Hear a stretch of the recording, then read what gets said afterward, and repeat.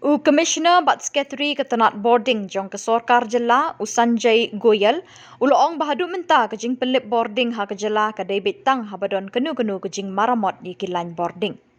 Habakren bekilat pathai Khubor Commissioner Bat Secretary ulai thu bagi pak kiri bentip baka Jingpynlip Bording ke bajujia tingkat ke Tang habadon kam ban pomi kiding ba lanija baklem kiding batru habadon ke Jingthut ha ke Lain Bording bat kiwe.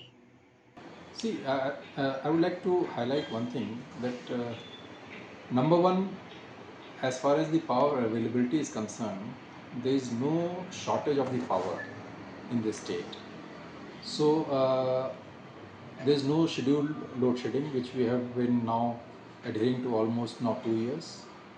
Whatever power cuts or disruptions which you are talking about in certain specific areas, the most likely reasons which we have analyzed in last 1 year or so are basically the interruption happen during the rains when there is a felling of tree or tree branches which uproot our poles or they snap our conductors. That is one reason which we have come across, and that happens very frequently because of the thick vegetation which we have in this state.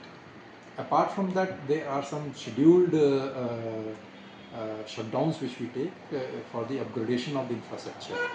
That is happening in a big way in the state, and I have informed earlier also that we are taking up upgradation of our lines.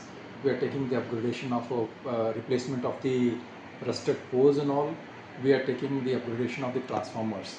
So once we do that, in fact, in many of the cases, we are replacing the open conductor with the covered conductors so that we have more reliable power supply in various areas.